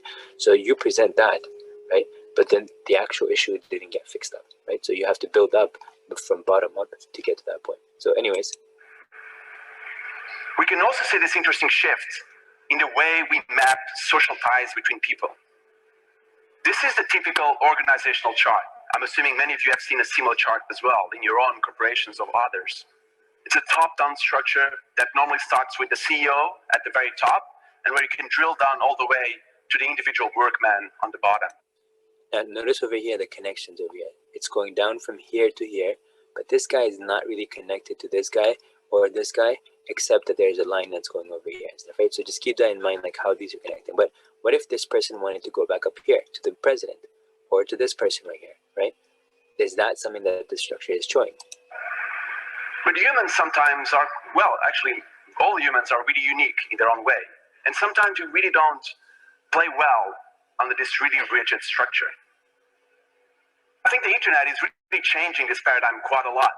This is a fantastic map of online social collaboration between Perl developers. And Perl is a famous programming language. And here you can see how different programmers are actually exchanging files and working together on a given project. And here you can notice that this is a completely decentralized process. There's no leader in this organization. It's a network. We can also see this interesting shift when we look at terrorism. One of the main challenges of understanding terrorism nowadays is that we are dealing with decentralized independent cells where there's no leader leading the whole process. And here you can actually see how visualization is being used. The diagram that you see behind me is showing all the terrorists involved in the Madrid attack in 2004. And what they did here is that they actually segmented the network into 3 different years, represented by the vertical layers that you see behind me. And the blue lines tie together the people that were present in that network year after year. So even though there's no leader per se, these people are probably the most influential ones in that organization, the ones that know more about the past and the future plans and goals of this particular cell. We can also see this shift from trees into networks in the way we classify and organize species. The image on the right is the only illustration that Darwin included in The Origin of Species, which Darwin called the Tree of Life. And there's actually a letter from Darwin to the publisher expanding on the importance of this particular diagram. It was critical for Darwin's theory on evolution. But recently, scientists discovered that overlaying this tree of life is a dense network of bacteria. And this bacteria is actually tying together species that were completely separated before, to what scientists are now calling not the tree of life, but the web of life, the network of life. And finally, we can really see this shift again when we look at... All right, so did you hear that point about Darwin's theory of evolution? And now how they're reframing it as they're getting more information and they're getting all that, so they're actually reframing it. And yet, until recently, this has been a big thing that they're presenting. Like, it's almost like everyone is going to talk about evolution as if it's like a given fact and stuff. And at the same time, they're going to sort of say, for example, that the whole creationism is somehow, like debunked by this and stuff, which is not, obviously, because they're 2 separate things. And so there's a process and there's the origin, right? The process of how things work versus the origin of how things started. That's two different things and stuff, right? But nonetheless, if we focus on this, we see that things are actually not as clear-cut as people were actually trying to impose on other people, right? And they were saying, no, this is exactly how things are and stuff, and you have to accept it and stuff, and if you don't do it, you're crazy and stuff. But now they're actually finding out, wait a minute, we were actually the ones who were wrong the entire time. And these might be the biggest of scientists and the biggest of atheists or whoever else and stuff, right? And they might have been proposing this idea, but in the end, they realized, wait a minute, well, this is not really how it is, right? So you have to understand that, like, the way that people approach information, sometimes they pretend or sometimes they act like they have solid footing and stuff. They know the capital T truths, but the way that science and information works by human beings, if it's sourced from human beings and it's done by human beings, then it's not something that's so fixated and concrete and stuff, right? So the ideas of, for example, liberal and like, many other, like these constructs that people have come up with, or these, frames of thinking and stuff, right? A lot of these things are some things that, things that are actually in themselves based on many assumptions. So if somebody is coming to you and questioning about Deen, for example, and saying, well, this is wrong, this is right, whatever, and you should accept this or that, whatever, and stuff, at the end of the day, if we just focus on their, pretty much like their, if you want to call it epistemology, right? Like, what is the source of their information, right? You can actually point out their assumptions, say, well, you assume this here, and based on this assumption, that which you cannot prove, obviously, because it's an assumption, right? Therefore, everything else may not actually be correct because you've assumed this to make things simplified. As we did over here, when we were looking at this right here, we assumed a solid is like this to make things easier for us, right? But if we had left it open to what could be a solid, it could be so many different things and stuff, then it would have been a lot harder for us to come up with a process of verification because we'd have to account for more things and stuff, right? But we assume things, and so we narrow down the number of possibilities. In other words, if we assume something, then we are narrowing down like the number of possibilities, but we're also potentially getting away from the capital T truth. So if a person comes in and says, well, no, Muslims, human beings are supposed to do this and they should be allowed to do this and that and stuff, right? And then you actually question the origin of this idea, where they're kind of getting this, thought from, and you realize that this is based on assumptions, then you can just point the flaw out right there, and there's no reason to continue the conversation beyond that in trying to defend, anything and stuff, because they are making an assumption, and assumptions are not necessarily facts and stuff, and so therefore they don't have a firm footing for them to tell you what's right and what's wrong, because they have assumed a reality which may not actually have been the reality, throughout the whole conversation. So in that case, they're just acting as if they are confident they have capital T truth, when in fact this is actually based on fun. Allah subhanahu wa ta'ala says in the Quran, Surah Al-Najm, that they don't follow anything except their suspicions and doubts and stuff like that. So in this case, keep that in mind over here, that capital T truth are very different than the projected truths that people try to impose on other people, even if they sound the most confident people in the entire world, even if they seem like they have the highest IQs and stuff. But even IQ, for example, we showed, is actually a flawed construct and stuff, because how do you actually quantify it? How do you even define what IQ means for you to be able to measure it, number one? And how does it even impact, because if it's constantly changing, like Dr. Carol Dweck was showing about the growth mindset, then in that case, it's not a matter of superiority or anything. It's just an abstract thing that's just sort of a human construct, just like race is. And so racism becomes something that's, that doesn't make any sense because it's a human-made concept. Ecosystems around our planet. No more do we have these simplified predator versus prey diagrams we have all learned at school. This is a much more accurate depiction of an ecosystem. This is a diagram created by Professor David Levine. Now notice this compared to the the hierarchy of things, that the predator is the second, then you have the second level one, and then you have the tertiary level ones, and then the quaternary, and then you go all the way down the chain and stuff, right? Think about that versus this right here. When we try to simplify things, we were actually harming this, the entire process, or we were actually limiting the applicability of it in real life. Because the more you simplify things, the less it looks like reality. Because in real life, things are very interconnected, right? Mapping close to 100 species that interact with the codfish off the coast of Newfoundland in Canada. I think here we can really understand the intricate and interdependent nature of most ecosystems that are bound to our planet. But even though recent, this metaphor, the metaphor of the network, is really already adopting various shapes and forms. And it's almost becoming a growing visual taxonomy. It's almost becoming the syntax of a new language. And this is one aspect that truly fascinates me. And these are... So think about how your brain is actually doing something like this, but it's actually doing it at like a much more sophisticated level, and it's also very dynamic. It's not fixed and stuff, right? Your brain is constantly like changing and stuff and adapting to new circumstances, taking in new information, processing new information and stuff, and then helping you like navigate based on that stuff and like all that stuff that comes along with it, right? And how does thinking work relative to that? How does how does memory work relative to all that stuff? How do you do thought experiments and stuff by actually as like pretending that you're seeing a reality in your head? That's the thought experiment, because you're just running a simulation in your head, right? How does that happen, right? Think about like how supercomputers work all like that, but like our brains are doing that, just you sitting here and just thinking about something just like that. There are actually 15 different typologies I've been collecting over the time, and it really shows the immense visual diversity of this new metaphor. And here's an example. The first, on the very top band, you have radial convergence, a visualization model that has become really popular over the last 5 years. And the top left, the very first project, is a gene network, followed by a network of IP addresses, machines, servers, followed by a network of Facebook friends. You probably couldn't find more disparate topics, yet they are using the same metaphor, the same visual model to map the inherent complexities of its own subjects. And here are a few more examples.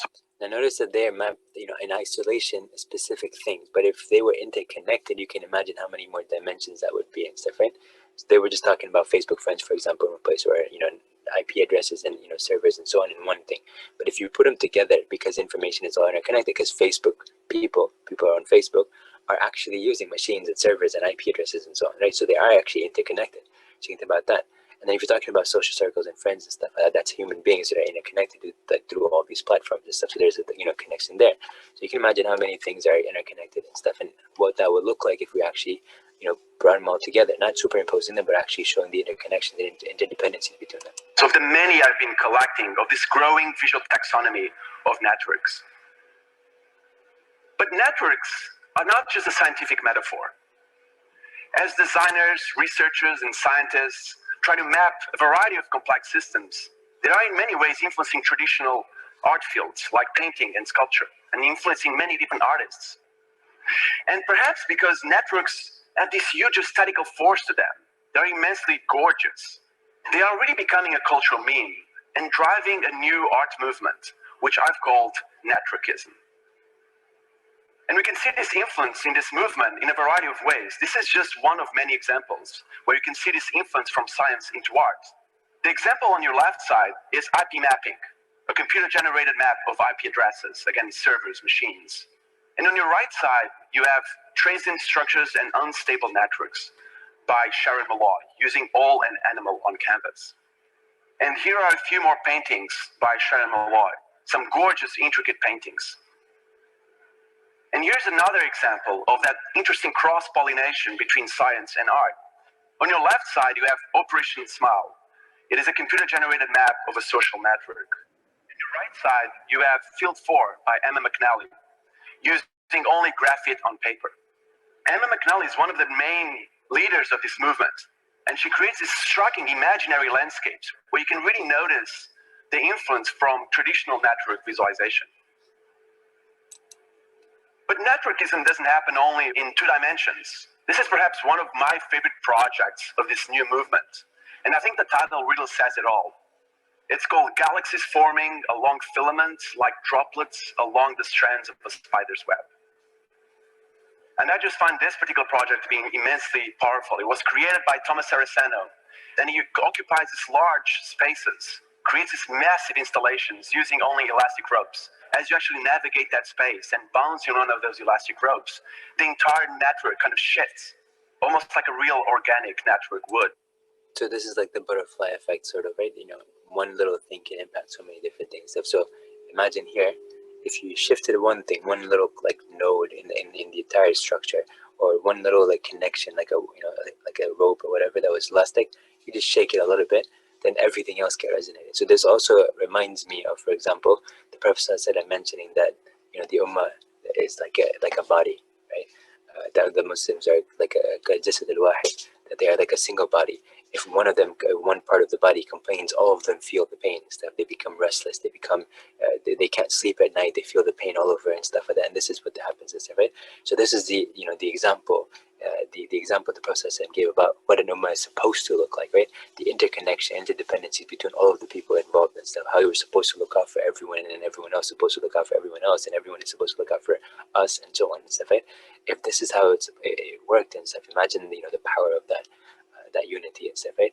And so this is something that the scholars of today, especially because of the fact that we're kind of like united globally now. There's a global village, so to speak. Because of this, the scholars are actually trying to prioritize the aspect of unity because of the fact that we're spread out in so many different places and stuff, and we don't have a central unified structure and stuff, right? So the scholars are actually trying to prioritize the aspect of unity, as one of the first things that they're doing in their work now.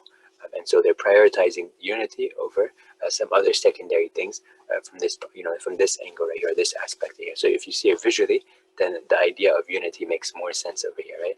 And so that's just something that I think of when I see that. And here's yet another example of networkism taking to a whole different level. This was created by Japanese artist Shiharu Shiota in a piece called In Silence.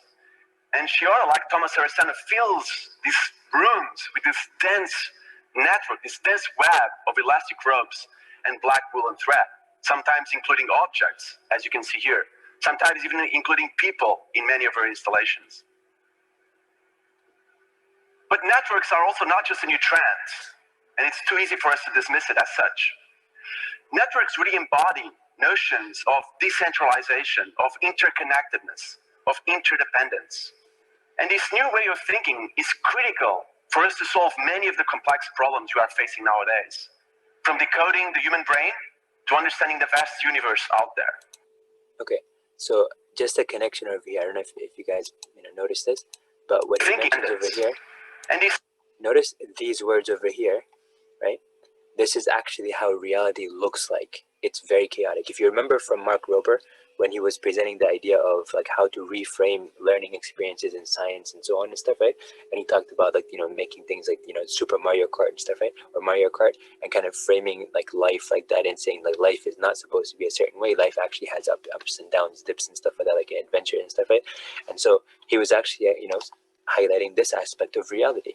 But in what we try to do is variety of systems. The branching scheme of the tron, also known as the great I'm going to try to find wise information, mean of being, God, classifying me enough, and communication of virtues of the tree. We can see finally for unity, so unity, order, balance, hierarchy, authority, and symmetry. This is the lowercase t truth that we try to push everything towards, right? This is what we want to do, right? Ultimately, on your left side, you have many times things actually look like critical for us to this, right? So how do you like connect the two? What's happening over here when this is how things might actually look like or need to be, right? Like human beings need to be interconnected and interdependent, as opposed to becoming independent. They are actually dependent and interdependent with each other, right?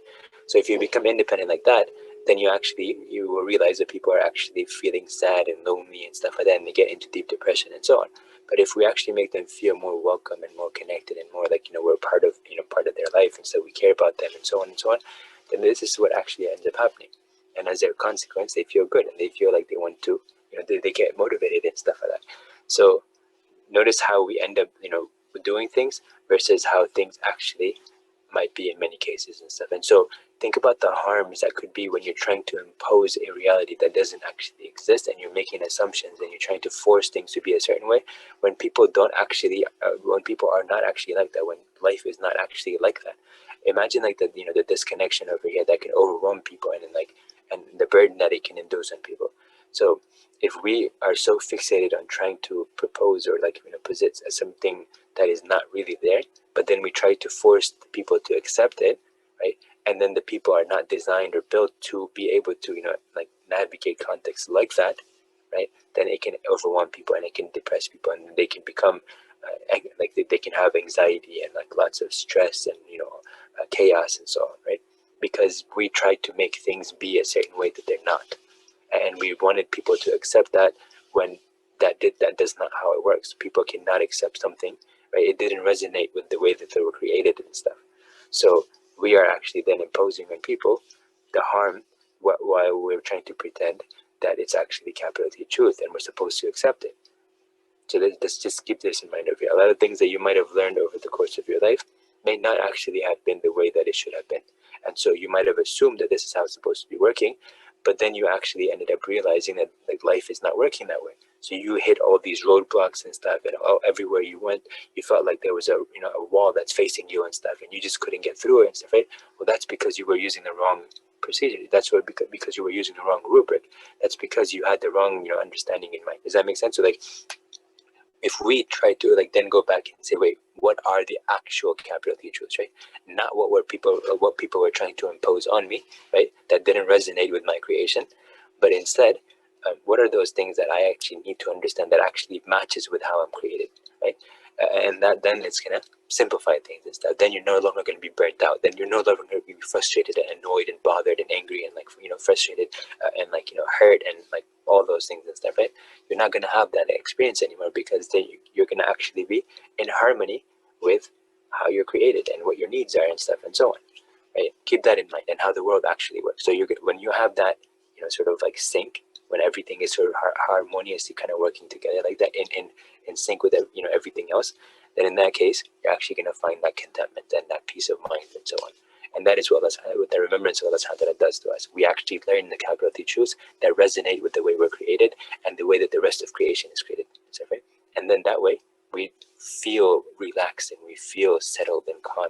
And the more we think about Allah Subhanahu and His perfection and so on, the more we feel content and the more we feel satisfied and so on. So I hope that made sense over here, and we're just going to finish this video. Solve many of the complex problems we are facing nowadays, from decoding the human brain to understanding the vast universe out there. On your left side, you have a snapshot of a neural network of a mouse, very similar to our own at this particular scale. And on your right side, you have the Millennium Simulation. It was the largest and most realistic simulation of the growth of cosmic structure. It was able to recreate the history of 20 million galaxies in approximately 25 terabytes of output. And coincidentally or not, I just find this particular comparison between the smallest scale of knowledge, the brain, and the largest scale of knowledge, the universe itself, to be really, really quite striking and fascinating. Because as Bruce Mao once said, when everything is connected to everything else, for better or worse, everything matters. Thank you so much. That was a nice quote at the end. So with that, I hope that you're starting to see what we were trying to get at over here. And also the question about how do you feel when you get exposed to new things, and why? Why do you feel that way? Do you enjoy it? Why do you enjoy it? Why do you not enjoy it? And then the answers to these questions over here. And I hope that's clearing up a lot of stuff that was causing confusion and chaos and stress and trauma and all that stuff in your life, right? I hope that's making sense now, because you're understanding that there's a lot of assumptions that we've been running on, which actually did not actually match with capital T truths. And as a consequence, we started getting overwhelmed and frustrated and stuff, because we were using something that didn't actually get us to where we wanted to, right? You were using the wrong map, you were using the wrong directions and stuff, you were using the wrong assumptions and stuff, right? And so no wonder you didn't get to your destination. No wonder you weren't satisfied. No wonder you weren't feeling peace of mind and stuff. No wonder you weren't getting the task done that you wanted to get done. No wonder life was painful and stressful and like not fair and all that stuff, right? But if you actually started learning the capital T truths, imagine how much contentment and relief you would find suddenly, right? If you go back and edit your memories, the history that you had, and any kind of trauma and pain by having a new rubric, imagine how much you can benefit like that. Imagine how your world just kind of would look like you were, it's like, wait, I was really interpreting all my past history in the wrong ways and stuff, right?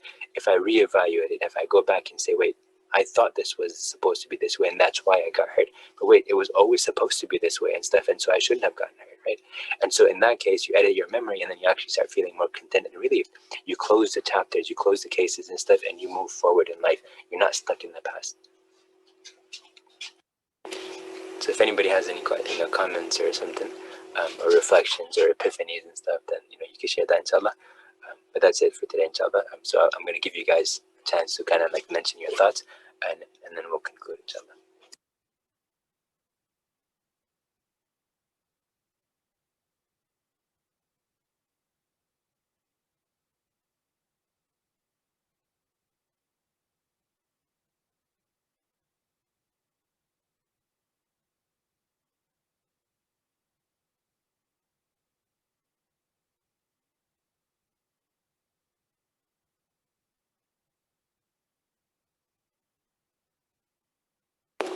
Okay, no problem. So there's no comments.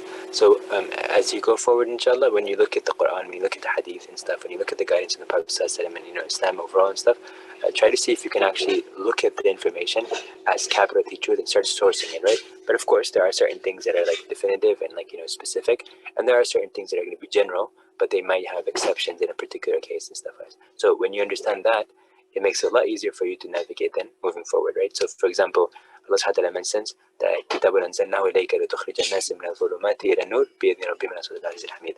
That Allah subhanahu wa ta'ala has sent down the book. Why? Because it's supposed to help us, and through the Prophet says that it's supposed to help us extract us from the darknesses into the light, right? And so imagine that when you're in chaos, when you're in confusion and stuff like that, that is a very dark place, right? Metaphorically, it's a very dark place and stuff. And it's like people feel like, they're everything is sort of closing. And so you talk about the light at the end of the tunnel and stuff, right? Allah subhanahu wa ta'ala is describing the darknesses, plural, right? And then the one single path of light that you're going to get it. So just follow the guide and you're going to be good to go. And this is what Adam alayhi salam was sent with. Allah subhanahu wa ta'ala had mentioned to him, فإما يأتينكم مني هدى فمن تبع هداي فلا خوف عليهم ولا هم يحزنون. That whenever guidance comes, to you from me, then whoever it is that follows it, then that person is not going to have any stress. They're not going to have any fear. They're not going to have any of that stuff. So their life is going to be great, and their hereafter is going to be great. Their death is going to be great. Everything is going to be good. So just following the guide. That's it. This person who follows this guide is not going to be, they're not going to be misguided, and they're not going to have any kind of difficulty in their life, right? This is the guarantee. And whoever does all these things, or follow, does these righteous good deeds, then in that case, Allah is going to give them a great life in this world. So imagine that you get the best of everything. So the scholars who really internalize this and lived according to this, these are the people that found contentment even in the darkest of places that other people might consider dark. But in these cases, they found something where they were actually satisfied and they were actually happy to be in those situations and stuff. So imagine the mindset that they had, right? So mindset is an important thing over here, and that is what is going to help us navigate these things and stuff, the idea of mindset and stuff. So keep that in mind, inshallah. And as we go forward, inshallah, think about what is in your life that you've taken for granted and you sort of assumed to be fact, but you don't actually have a way to prove it, right? And then we'll go from there, inshallah. Okay, so I'm going to go ahead and close. سبحانك اللهم وبحمدك أشهد أن لا إله إلا أنت أستغفرك وأتوب إليك جزاكم الله خير